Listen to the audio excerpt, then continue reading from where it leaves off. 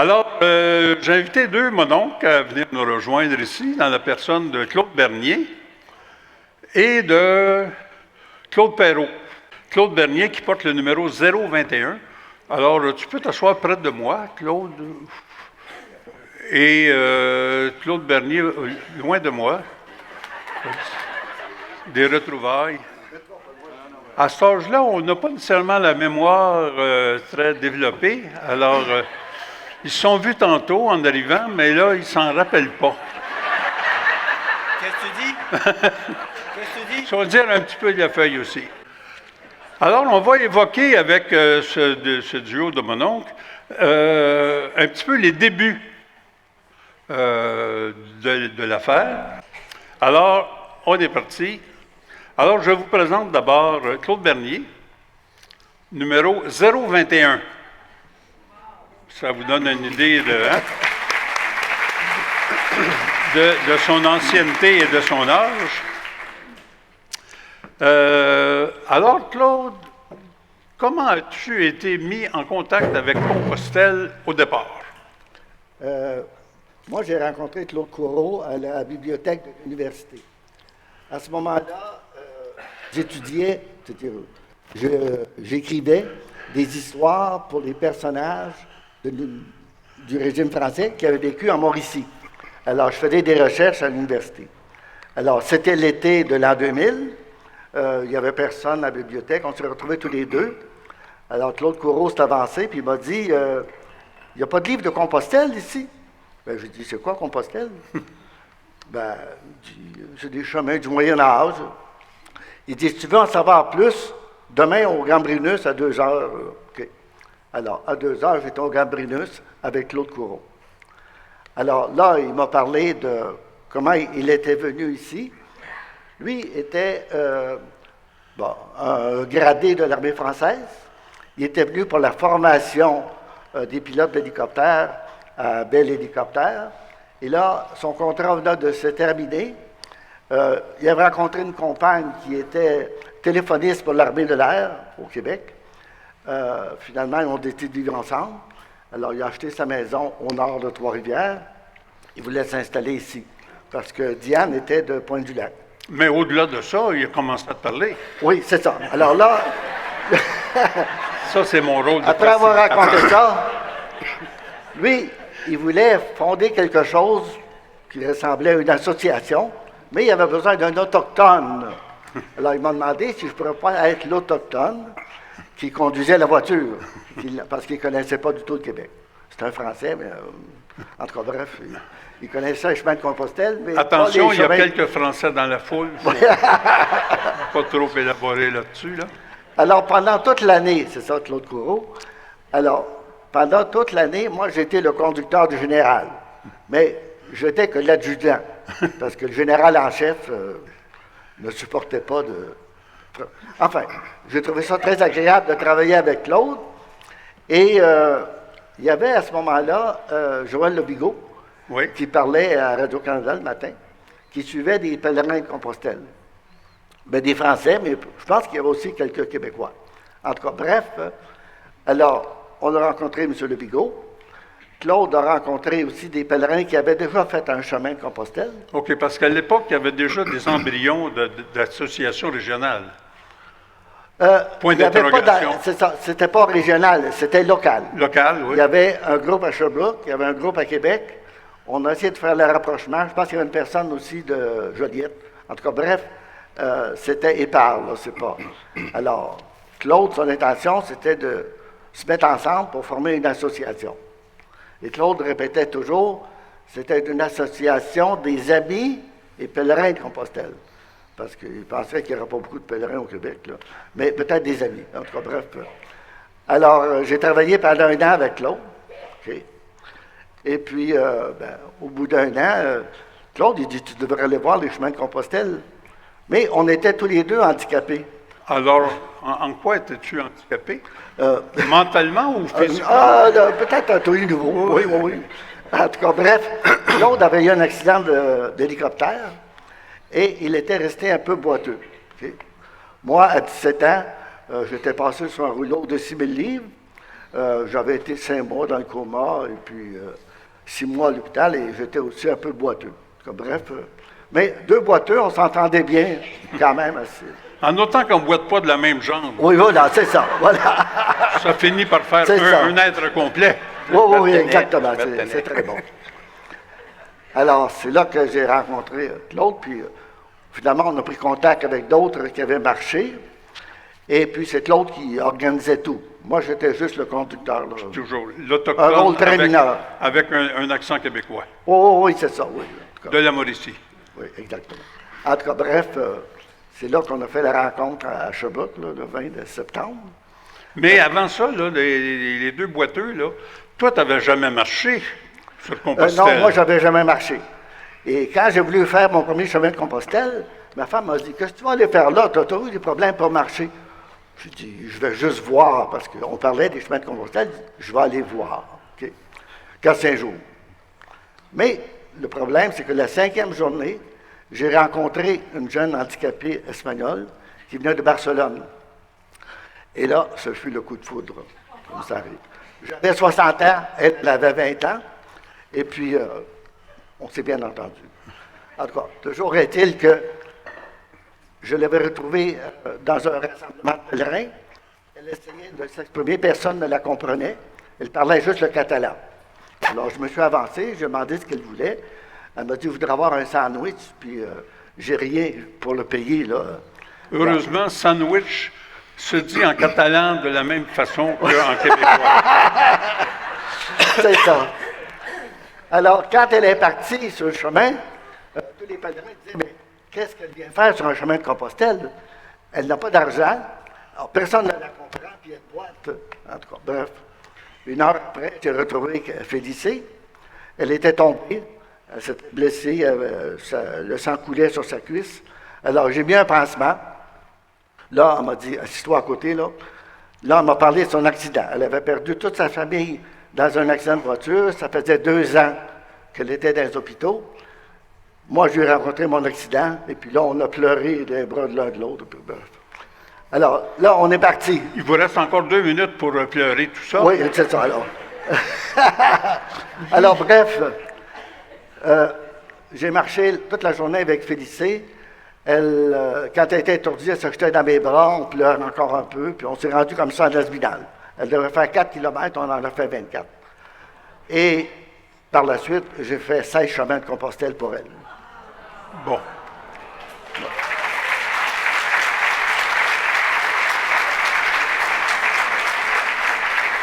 Alors, finalement, tu n'as jamais fait de chemin pour toi. Là, c'est ça. Bon. Alors, si on revient à nos moutons dans les 18 secondes qui restent, Oui. ça finit par faire une espèce de rassemblement Oui. des embryons d'un peu partout à Oui. Sherbrooke. À Sherbrooke, oui, c'est ça. Oui. Alors, dans quelle date historique ça s'est passé? Alors, Trop tard. Alors, c'était le 28 octobre Oui. de l'an 2000. c'est ça. Alors, c'est là que tu as fait partie de ce rassemblement. Bien, c'est là. J'ai travaillé avec Claude Coco toute l'année. Puis Claude a dû partir, lui, en 2002, parce qu'il était suivi par un médecin de Bordeaux. Alors, il ne peut pas continuer. Alors, en 2002, il m'a dit, il est arrivé à la maison avec une boîte de toutes sortes de documents. Il dit, tu prends ça, puis tu te Ah oui. débrouilles. Ouais. Mets ça dans ton taxi, puis C'est ça, passe aux exactement. autres.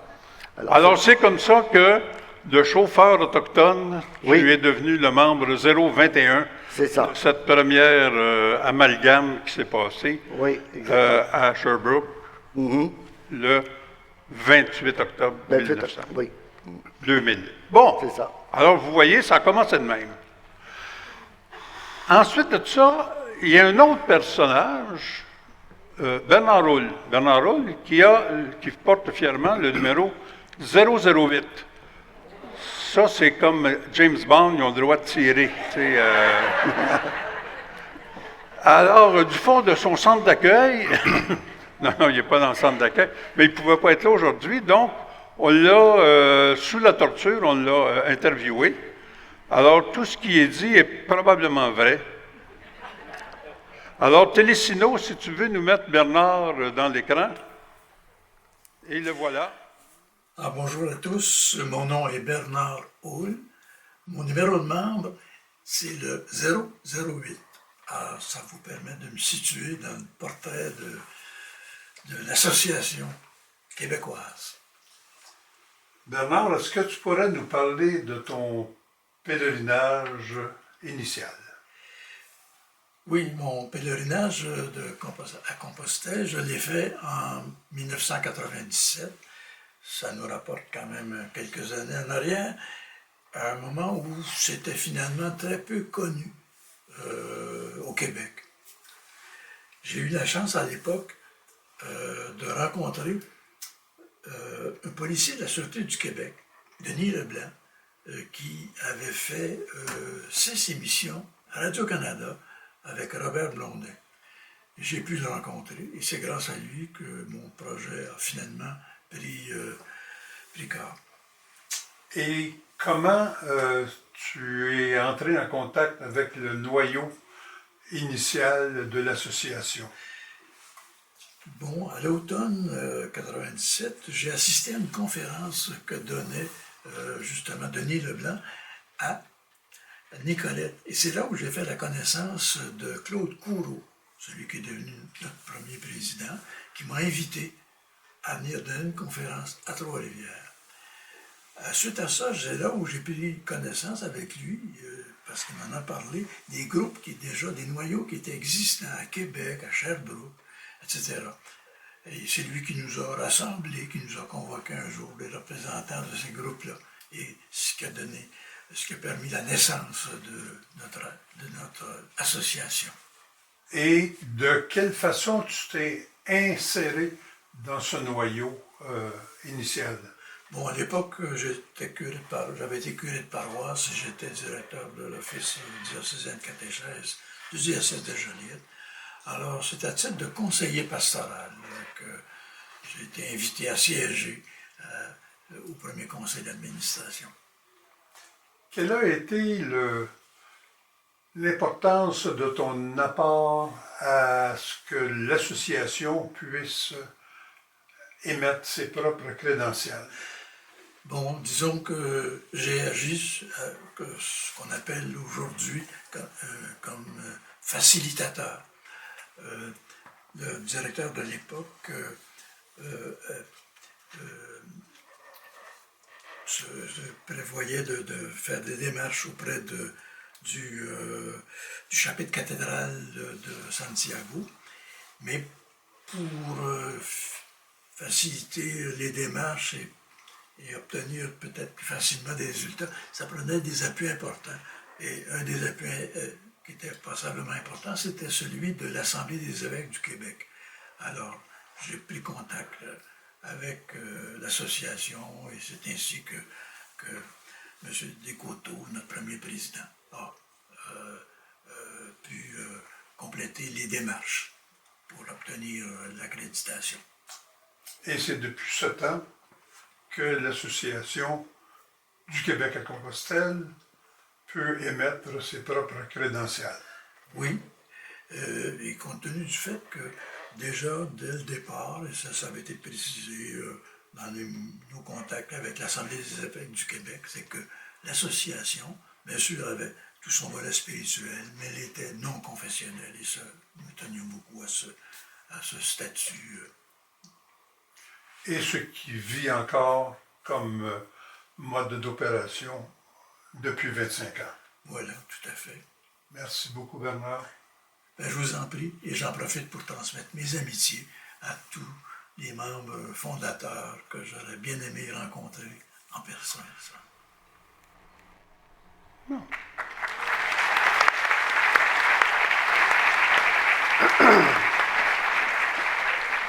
Alors, on vous lui transmettra vos applaudissements. Claude Perrault, maintenant, qui est en personne, en chair et en os. Plus en chair qu'en os, là. Oui. On est du même regroupement. Alors, qu'est-ce qui t'a attiré dans les filets de Compostelle, ton premier contact? J'ai démarré à Québec une quinzaine d'années à Saint-Augustin-de-la-Mort précisément. Et puis, Denise et moi, une journée, là, on se promène toujours dans le Vieux-Québec, comme on dit. C'est la rue Saint-Jean, il y a une librairie de livres usagés, quoi que ce soit. Puis dans la vitrine, il y avait ça. Tu sais, aujourd'hui, les grands reportages, c'était à la TV, mais dans ce temps-là, c'était sur une revue. Et puis, j'ai vu cette revue-là. Et puis, de mémoire, ma marraine, elle y avait été. Mais elle avait traversé en bateau parce que l'avion, elle n'aimait pas ça. Et depuis ça, je ne trouve pas les années 60 qu'elle est allée là. Et puis, je l'ai lu, puis j'ai dit à Denise, qui est mon épouse, j'ai dit, c'était un beau projet de retraite, ça, tu sais. De fil en aiguille, on est revenu dans la région de Montréal. Et puis, là, comment j'ai connecté, je m'en souviens pas trop. Ça, Veux-tu que je te le dise? Ben, c'est non. Mais, tu sais, c'est à cause des 3 lettres. A, G, E. C'est à cause de ces 3 lettres-là que j'ai des petits problèmes, tu sais. Et puis, finalement, on s'est rencontrés à Sherbrooke. Et puis, Mais vous n'avez pas assisté à une conférence dans un sous-sol d'église? ça, c'est après. Après, ah bon? Là, je ne me souviens pas pourquoi on est allé à Sherbrooke. C'est la grande photo qu'on a vue à Sherbrooke tantôt. Je suis assis dans le fond, là, ou presque, avec Denise. Malheureusement, moi, j'ai le numéro 128, puis Denise, c'est elle qui a le numéro 77. Tu sais, la Lucky 7, c'est elle. Là, Ouais. là, mais, donc, c'est comme ça. Elle n'a Mais pas été depuis- nécessairement chanceuse quand tu as rencontré, mais non, ça, je suis bien d'accord avec toi. Et puis, de fil en aiguille, c'était mon projet de retraite. Puis, on va à une conférence, justement, sur l'église Saint-Jean-Baptiste à Montréal, sur la rue Rachel. Et puis, de mémoire, c'est un policier. Probablement, c'était Denis Leblanc qui était là, j'imagine. Puis, lui, il avait fait beaucoup de... Il avait parlé longtemps sur... Il disait que sur les chemins de Compostelle, il y a des couples là, qui se font, il y a des couples qui se défont. avais-tu des intentions de défaitage? Non, pas du tout.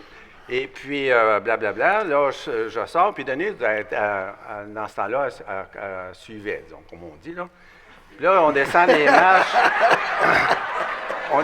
On descend les marches, là. Non, mais avec son petit numéro, tu étais pas mal plus vieille que toi. Oui, c'est ça.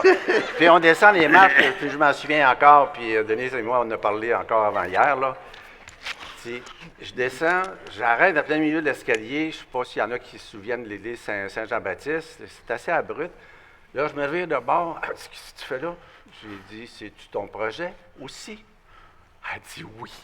Là, on s'est serré dans les bras. Puis depuis ce temps-là, qu'on se marche ensemble, puis on ne s'est pas défait. Ben,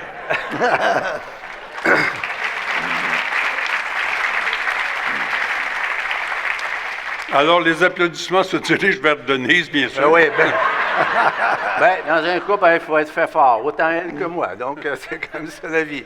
OK, donc là, tu étais sur le chemin, tu es allé comme senteux un peu à la Réunion, et à quel moment tu t'es impliqué dans la... Donc, moi, là, j'ai pris ma retraite en 2003. Il faut prendre notre retraite quand on est jeune et en santé. On apprend assez vite qu'on a quelque chose. Et puis, on est partis tous les deux. Notre premier projet était le chemin d'Arles, de Arles à Santiago, 1650 km, qui représente Boucherville, où je demeure à Blanc-Sablon. Là, on a capoté total. On a dit, ça se peut pas qu'on marche tout ça, blablabla. Puis on a dit, bon, on avait un peu de lecture à travers, on assistait à des conférences avec des amis ou quoi que ce soit. Et puis, on s'est dit, bon, ils font quoi les Européens? Ils partent de chez eux. Bon, nous, on a barré à la porte, on a pris l'autobus, on a pris l'avion, on a atterrissé à Toulouse. On est parti de Toulouse. Toulouse, Santiago, 1250 km. Donc, ça a été notre projet de retraite, 55 jours de marche, c'est une moyenne de 23 km jour. Et puis, au retour, mais il faut payer au suivant, hein, il faut donner au suivant. Donc, dans ce temps-là, c'était Michel Poirier qui était l'animateur. Donc, j'ai pris contact avec Michel, puis en septembre, octobre, j'étais membre de l'association. Et puis, comme on était 3 ou 4, bien, j'étais le représentant au CA pendant plusieurs années. Et puis, mais quand j'arrivais à Santiago, bien, j'ai trouvé cette revue-là. Donc, cette revue-là m'a ouvert les portes sur des chemins méconnus, que j'appelle des voies méconnues. Donc, après, on a marché. Moi, de toute façon, quand j'avais marché mon premier chemin, je n'avais pas été à mon ultime. Donc, je ne sais pas quoi faire. Donc, j'ai remarché l'année suivante, Arles, Toulouse. Et puis là, j'étais à mon ultime. Donc, il m'est arrivé un événement en revenant, mais j'ai continué tout de même à être, puis j'ai été supporté par des bons camarades de l'association, OCA et compagnie. C'est-à-dire qu'ils t'ont enduré pendant ce temps? Oui, parce qu'il faut qu'ils soient très forts pour m'endurer. Denise est faite très, très forte. 77, il ne faut pas oublier. Oui, c'est faut pas oublier. Tu as occupé différents postes à Oui. l'association C'est ça, oui. et tu as eu un événement assez particulier Ouais, j'étais au représentant. niveau des crédentials. Parce que là, on vient d'entendre Bernard qui s'est tapé la bretelle pour dire c'est grâce à moi si l'association Ouais, mais- peut émettre ses crédentials. Moi- Comment ça se faisait dans le temps? Donc, il y a l'équipe qui travaillait là, pour obtenir les crédentials, là, voir, puis il y avait les équipes pour les remises de crédentials. Et puis au CA, en 2007, c'est-à-dire en 2006, il avait été décidé que c'était le dernier coup d'envoi provincial parce qu'il y avait du monde, puis il y avait 2 événements. Il y avait le coup d'envoi au printemps, puis il y avait le grand rassemblement à l'automne. Donc, pour les régions, c'était beaucoup, beaucoup demandé, les bénévoles et compagnies. Donc, il y a eu une décision qui était prise que 2007 était le dernier coup d'envoi. Ça a été fait à Saint-Hyacinthe, au séminaire de Saint-Hyacinthe, dans la chapelle de Saint-Hyacinthe. Là, sur la photo, vous voyez toute l'équipe qui était bénévole. Puis le petit foulard vert, mais regarde, on est vert en arrière, c'est à cause de ça là, qu'il avait été décidé qu'on portait le foulard vert. Et puis, ça a été le dernier coup d'envoi. Il y avait 325 personnes. On a refusé du monde. Et puis, j'ai une petite anecdote par rapport à ça. Cette année-là, je marchais une voie méconnue. C'était le Camino Catalan Norte. Et puis, puis on a marché en contresens, Punta l'Arena, Saint-Jean-Pied-de-Port.